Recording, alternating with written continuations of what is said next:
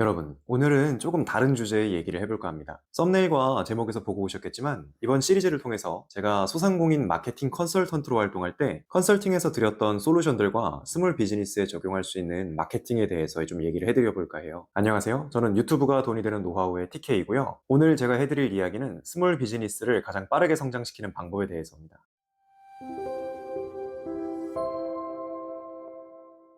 오늘 내용은 일반인들이 들으시면 조금 지루하게 느껴지실 수도 있어요. 하지만 이제부터 말씀드리는 내용은 제가 컨설팅할 때 진짜로 해드렸던 솔루션을 그대로 알려드릴 거기 때문에 실제로 여러분들의 사업에 적용해 볼 수 있는 것들이 많을 겁니다. 현재 사업을 영위하고 계시거나 사업을 꼭 키우고 싶으신 마음이 간절하신 분들이라면 정말 끝까지 들어보시는 걸 꼭 추천해 드리고 싶어요. 한정된 시간 내에서 제가 아는 모든 내용들을 알려드릴 수는 없겠지만 그래도 최대한 쉽게 설명해 드릴 수 있도록 노력해 보겠습니다. 그러니까 바쁘신 분들은 1.5배속으로 빠르게 돌려서라도 한번 보시는 걸 꼭 추천드릴게요.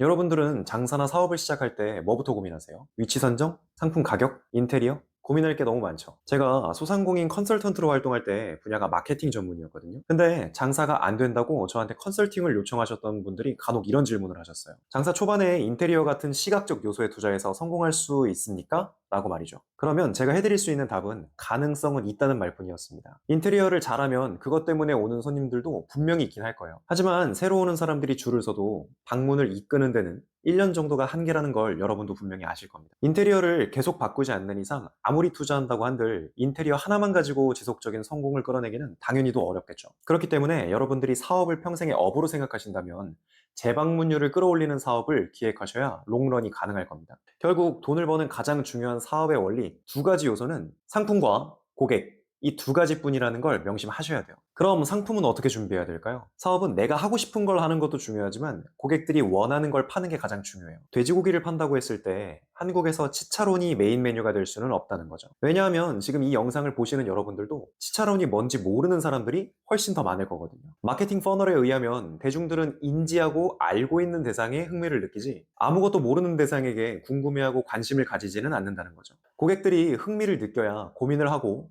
구매 결정을 하게 만들 수 있을 테니까요. 그러면 무조건 삼겹살이나 떡볶이 같은 것만 팔아야 되는 건가요? 라고 물어볼 수 있을 텐데요. 대중들이 원하는 메뉴를 중심으로 해서 여러분들이 하고 싶은 걸 시도해 보시는 것이 좋다는 얘기예요. 예를 들면 집불 삼겹살이나 항아리 삼겹살 이런 메뉴들처럼요. 똑같은 삼겹살이지만 조금 다른 느낌의 삼겹살이라는 생각이 드니까 여러분들도 흥미가 가시죠? 만약 내가 삼겹살을 파는 게 아니고 사람들이 잘 모르는 부위를 팔고 싶으신 거면 우선 내 가게를 유명하게 만드시는 게 중요할 거예요. 그 과정에서 사람들을 모으는 매개체를 삼겹살로 해야 될지도 모르죠. 그리고 나서 사람들이 잘 모르는 부위를 알려가면서 함께 파셔도 좋아요. 맛있는지도 잘 모르는 부위를 유명하지 않은 집에서 도전할 사람은 단 한 명도 없을 테니까요. 이렇게 고객은 상품과 연결이 됩니다. 제가 말한 대로 사람들이 좋아하는 걸 위주로 팔려고 생각을 해보니까 어떠세요? 바로 타겟 고객들이 머릿속에 그려지시지 않나요? 이제부터 그 사람들에게 타겟팅된 마케팅을 하는 거예요. 광고나 홍보 같은 걸 말이죠. 그래야 광고 비용도 효율이 좋게 집행이 되겠죠. 마지막으로 고객 타겟팅에 대해서 간단하게 설명드리면 이렇게 말씀드릴 수 있을 것 같아요. 지인은 중요한 타겟이 아닙니다. 아무리 친한 친구라도 매일 내 가게에 올 수도 없고 결국 대부분은 모르는 손님들이 차지하게 될 거기 때문이죠. 그렇기 때문에 직접 내 가게 앞에 내가 원하는 판매 시간에 원하는 만큼의 사람이 지나가는지가 중요해요. 사업을 객관적으로 성공하고 싶으시면 지인들의 말을 듣지 말고 실제로 사람들이 움직이는 데이터를 보고 현실을 직시하려고 노력해보세요. 사업의 성공은 결국 사람을 어떻게 데려오는가, 그 사람들을 어떻게 또 오게 만들 것인가, 이걸로 판가름할 수 있을 겁니다. 당장 광고나 홍보에 열을 올리는 것도 좋지만 여러분이 사업을 진지하게 생각한다면 어떻게 재방문율을 끌어올릴 수 있을까에 대한 고민을 객관적으로 깊게 해보시는 게 중요할 거라고 말씀드리고 싶어요. 여러분이 사업으로 제대로 성공하고 싶으면 선행적인 투자는 망하기 전이 아니라 초반에 이루어져야 합니다. 고객들에게 서비스를 제공하고 광고에 투자하고 우리 가게를 알리는 과정 말이죠. 하지만 뭘 어디에다가 투자해야 될지도 모르는 첫 창업이라고 한다면 당연히 막막할 수밖에 없고 투자를 한다고 해도 엄한데할 확률이 높겠죠. 첫 창업에 가장 많이 하는 실수가 바로 앞서 말한 것처럼 인테리어로 차별점을 두려고 한다는 겁니다. 물론 인테리어도 중요한 요소 중에 하나예요. 하지만 방금 말한 그대로입니다. 중요한 요소 중에 하나일 뿐이에요. 사업을 한다면 꽤 많은 범위를 알고 공부를 해야 될 거예요. 그 과정에서 시간과 돈이 많이 필요하겠죠. 그 시간은 어떻게 버티실 수 있나요? 돈이겠죠. 그럼 어떻게 공부를 하실 건가요? 그것도 돈이 필요하겠죠. 그래서 제가 첫 창업일수록 더더욱 인테리어로 승부를 보려 하지 마라 라고 말하는 거예요. 장사가 잘 되면 다행이지만 안 되는 경우가 더 많을 텐데 건지지도 못하는 고정비를 초반부터 많이 넣으면 손익분기점만 뒤로 미뤄질 뿐이죠. 그렇게 완성한 여러분의 가게는 인테리어를 다 빼고 나면 여러분 스스로 사정으로서의 경쟁력은 아무것도 없을 확률이 높을 거예요. 모두가 실패를 계획하고 창업을 하진 않습니다. 하지만 실패할 확률이 더 높은 게 창업인데 인테리어에 올인하는 건 내 패를 보지 않고 포커페이에 올인하는 것과 같은 행동이라는 거예요. 상식적으로 생각해서 여러분이라면 그렇게 하시겠어요? 근데 실제로 많은 분들이 그렇게 하고 계세요. 아직 게임은 시작도 안 했는데 말이죠.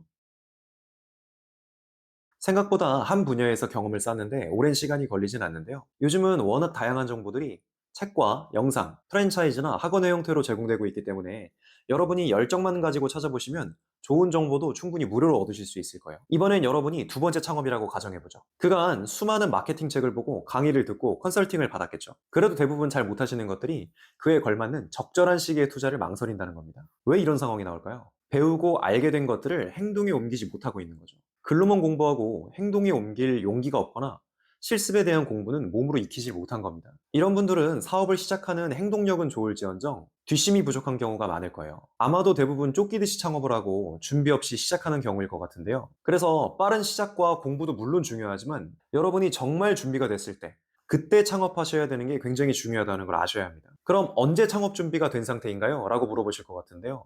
여러분이 직접 팔고자 하는 상품을 한번 다른 사람에게 팔아보는 연습부터 해보세요. 예를 들어서 여러분이 직접 만든 상품을 당근마켓이나 중고마켓에서 팔아보시거나 여러분이 만든 음식을 지인들에게 돈을 받고 객관적으로 팔 수 있는지 한번 초대해 보시고요. 또다시 구매할 의향이 있는지까지 물어보면서 실제로 사업의 가능성을 알아볼 수 있는 거죠. 그런데도 사업의 가능성이 좋다고 느껴지시면 그때 사업을 시작해도 늦지 않는다는 거예요. 생각만 하고 인터넷으로 좀 알아본 다음에 창업 결정을 하는 게 아니고요. 실제로 이 과정에서 나는 사업과 맞지 않는구나 라고 깨닫거나 사업보다 물건 하나 파는 일도 생각처럼 쉽지 않구나 라고 느껴지실 수도 있을 거예요. 이렇게 창업할 돈을 아껴두셨다가 여러분이 공부하고 경험했던 그 노력들이 더 이상 올라갈 단계가 없다고 자신이 들면 그때 투자하시라고 권해드리고 싶어요. 성급하게 한 창업은 여러분에게 무수히 많은 고통의 경험만 안겨다 줄 거라는 걸 꼭 명심하셨으면 좋겠습니다. 근데 이렇게 말해도 대부분은 뭘 공부해야 되는지 모르는 게 문제일 겁니다. 뭘 공부해야 될지 모르겠다면 기본적인 것부터 공부해보세요. 거창하게 생각할 필요가 없어요.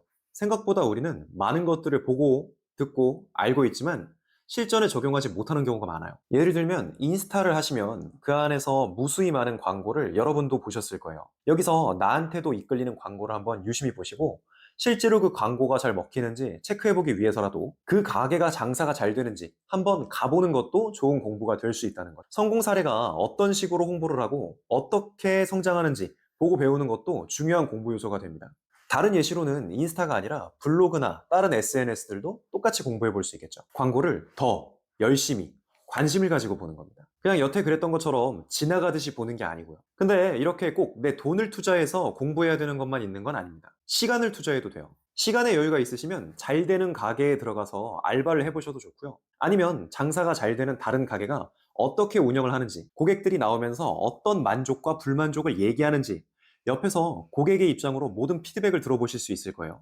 즉, 그냥 관찰만 제대로 하는 것도 좋다는 거죠. 실제로 장사 천재 백사장 시즌2 방송을 보시면 이런 내용이 나와요. 잘 되는 집의 영업 방식을 따라하면 평타는 친다는 말이죠. 제가 하는 말뿐만이 아니라 사람들이 모두 아는 백종원님께서도 방송에서 이런 말을 하시잖아요. 잘 되는 집을 관찰하고 벤치마킹하는 게 절대 흠이 되거나 안 좋은 일을 하는 게 아닙니다. 이런 식으로 잘 되는 가게의 방식을 따라해보세요. 그러면 여러분도 그 가게 정도의 성공은 아니라도 최소한 여러분이 원했던 사업의 그림에 조금은 가까워질 수 있게 될 거예요. 어느 정도 사업이 안정화되기 시작하셨을 때 또한 여러분의 사업에서 중요한 시기가 될 겁니다. 사업의 안정화도 좋지만 분명 다시금 언젠가는 하락의 시기가 돌아올 수도 있으니까요. 이때 사업을 키우고 싶으시면 직원을 뽑으셔야 할 거예요. 혼자서 할 수 있는 일에는 한계가 있기 마련이죠. 근데 여기서 대부분의 대표님들이 이걸 간과하시더라고요. 직원에게는 귀찮은 걸 시키지 말고 돈이 되는 걸 복제하도록 시켜야 된다는 사실을 말이죠. 물론 저도 사업 초창기 때는 이런 실수를 자주 범했습니다. 그런데 생각보다 많은 대표님들이 직원에게 자기가 하기 싫고 개인적이고 귀찮은 걸 시키는 경우가 덜어 있어요. 아니면 그냥 뽑아놓으면 알아서 잘하겠지 라는 생각을 하시기도 하고요. 직원은 알아서 움직여주는 임원이 아닙니다. 절대 그 시간을 낭비하게 둬서는 안 돼요. 1분 1초가 모두 돈일 거거든요. 내 시간은 내가 생각하는 만큼 투자할 수 있지만 직원의 시간은 한정되어 있다는 사실을 빨리 깨달으셔야 될 것 같아요. 그럼 언제 직원을 써야 적당한 때일까요? 라고 물어보신다면 이렇게 말씀드려 볼게요. 돈의 가치가 직접적으로 연결될 수 있는 일에 직원을 뽑으시는 게 좋을 거예요. 결론적으로 직원을 뽑는 가장 중요한 이유는 일손이 모자르기 때문인 겁니다. 동일한 시간 내에 손님이 많이 올 경우 서비스 저하의 염려가 있기 때문에 홀 직원을 뽑는 것이고, 음식의 균일한 수준을 유지할 수 없을 거라 판단하기 때문에 주방 직원을 더 뽑는 것처럼 말이죠. 혹시나 일손이 모자랄 수 있을 것 같아서, 혹은 일단 사업을 시작했으니까 직원을 뽑아 놓는다는 건 앞뒤가 맞지 않아요. 사업에 돈이 되는 일을 복제하기 위해서 직원을 뽑아야 하고, 그 전에 대표님들이 그렇게 돈이 될 수 있는 사업의 근간을 직원이 아니라 스스로 먼저 중심을 잡아내야 한다는 것을 절대 잊지 않았으면 좋겠어요. 다시 한번 정리하면, 사업을 키우는 데 있어 사람이 중요한 이유는 여러분의 제한적인 시간을 남의 시간을 통해서 살 수 있다는 걸 기억하세요. 남들에게 산 그 시간만큼 여러분이 머리를 남길 수 있고, 그만큼 마케팅에 신경을 쓰고 고객의 사소한 포인트를 기억해서 고객 감동 서비스를 제공할 수 있게 되는 것. 그것이 바로 여러분의 사업을 더욱 확장하고 견고하게 만들어주는 지름길이 될 거라는 거죠.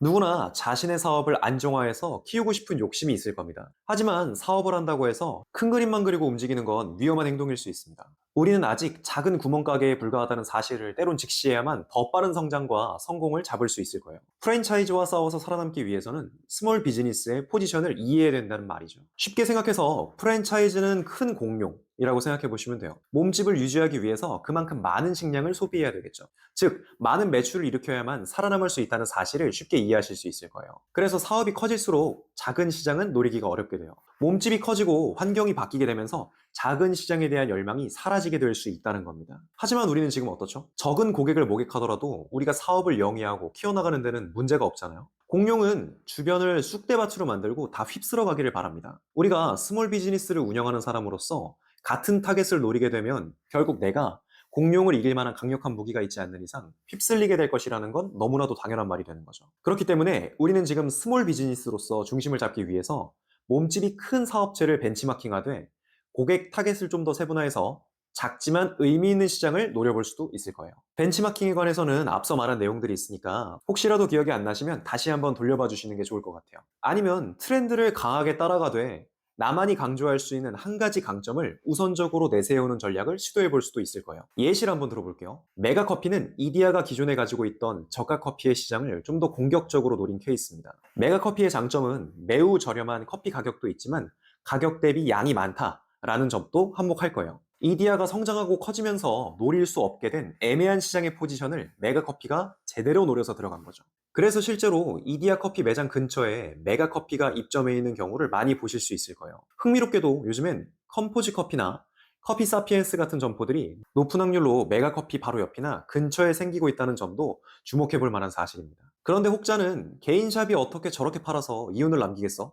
라고 말할 텐데요. 가격이 꼭 메가커피를 따라가야 된다는 말이 아니고요. 앞서 설명했다시피 메가커피가 노린 전략은 저가 전략은 아니었어요. 그 가격이 저렴해 보일 수 있도록 주변의 환경을 찾아 나선 것도 있고, 고객들에게 같은 가격이면 좀 더 많은 양을 제공하려는 서비스 정신도 긍정적으로 작용할 수 있었던 거죠. 일반 고객들은 커피 맛을 미세하게 좋게 하더라도 구분하지 못하니까 오히려 저렴한 커피를 더 많이 제공하는 게 포인트였던 것처럼요. 여러분이 주변 시장에 비해서 경쟁력을 갖출 수 있는 빈틈을 집요하게 노려보라는 말입니다. 서비스라고 어렵게 생각하지 마세요. 중국집만 가도 계란 후라이 올려주면 우리도 그거 하나에 행복해 하잖아요. 저만 그런가요? 이렇게 여러분의 장점을 극대화할 수 있는 전략을 세우셨다면, 그러면 이젠 감이 아니라 실제 데이터를 보면서 사업 시작에 도움을 받을 수 있을 텐데요. 소상공인을 위해서 무료로 상권 분석 정보를 제공해주는 사이트가 있습니다. 사이트 정보는 제가 더보기란에 남겨둘 테니까 준비가 된 대표님들이 계시다면 한번 내가 관심 있는 지역의 상권이 어떻게 되는지 찾아보시면 도움이 될 것 같아요. 그럼 여기까지 이번 챕터에서 다룬 내용들을 마무리해보고요. 이어서 앞서 말한 내용들을 토대로 어떻게 하면 여러분의 매출을 좀 더 효과적으로 키울 수 있을지 중심 내용을 세 가지로 빠르게 정리해 보도록 하겠습니다.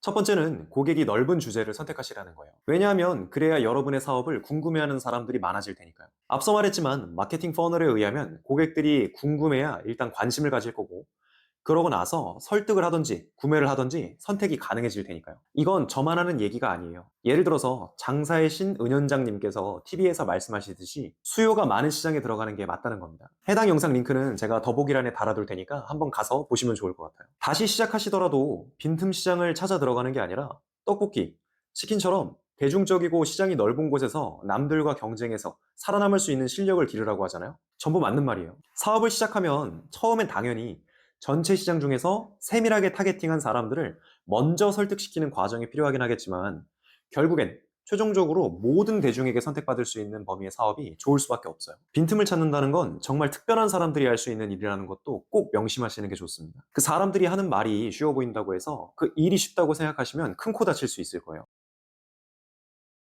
두 번째로 일반적인 아이템을 골라 특별해 보이게 만들어야 된다는 거예요. 돼지고기를 주제로 사업을 시작한다고 한다면 한국에서 사업을 하는 이상 치차론을 메인 메뉴로 하는 것보다 파절이 돈가스 같은 메뉴를 메인 메뉴로 밀어보는 게 더 좋을 거라는 거죠. 왜냐면 우리가 상품을 결정함에 따라서 고객이 자연스럽게 정해질 거니까요. 이렇게 생각해 보시면 돼요. 실제로 우리나라에 할랄 음식점이 많지만 여러분이 그 식당을 자주 즐겨서 가시나요? 벌써 타겟이 다르구나 라는 생각이 드시죠? 결국 아이템은 일반적으로 시장을 구성하는 고객들이 이해하고 알아들을 수 있는 것이어야 합니다. 포장도 하찮은데 일반적인 아이템으로 전문가인 양 있어 보이는 척만 하는 건 최악의 전략이 될 거예요. 일반적인 아이템이지만 포장은 특별해서 고객들이 스스로 궁금해하고 알아보고 싶게 만드는 게 가장 좋은 전략이 될 겁니다.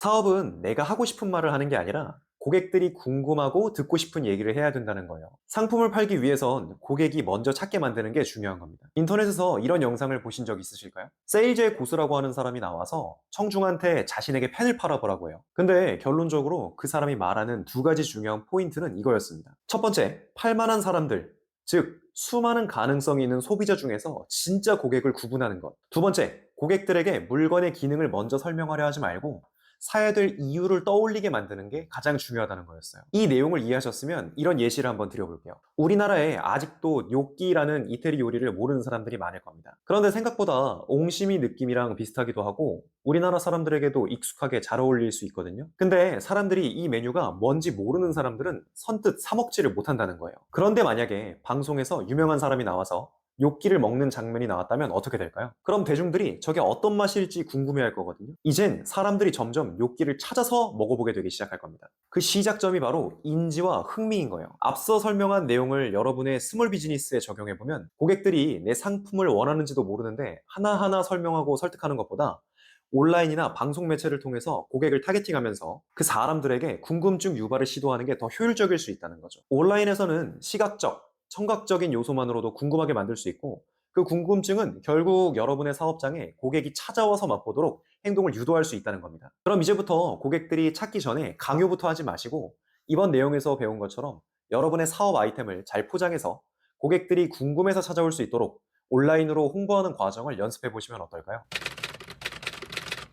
그래서 여러분의 스몰 비즈니스를 홍보하는 건 결국 온라인이 유리할 수밖에 없습니다. 넓은 표본들에게 효율적으로 마케팅이 가능하고 앞서 배운 내용들을 잘 적용해보면 내 가게에 효과적으로 알릴 수 있는 매체니까요. 그럼 어떻게 여러분의 스몰 비즈니스를 온라인에 접목해서 성공시킬 수 있을지 앞으로 이 시리즈를 통해서 사업 분야별로 도움드릴 수 있는 노하우를 공유해 드려 볼게요. 다음 영상부터 가장 범위가 넓은 의, 식, 주에 해당하는 분야를 시작으로 여러분이 자신의 사업을 어떻게 유튜브를 비롯한 온라인에 적용할 수 있을지 한번 자세하게 설명 들어보는 시간을 가져보겠습니다. 그런 부분들이 하나하나 쌓이고 더해져서 시간이 흐른다면 여러분의 사업도 조금씩은 제 채널과 함께 성장해가는 그림이 그려져 있지 않을까요? 적당히 바라면 핑계가 생기고 간절히 바라면 방법이 보인다. 제 얘기가 여러분들에게 방법이 되고 좋은 결론을 도출해 주길 바랍니다. 그럼 오늘 제 영상을 끝까지 봐주셔서 감사하고요. 지금까지 저는 유돈노의 TK였습니다. 다음 영상에서 뵙겠습니다.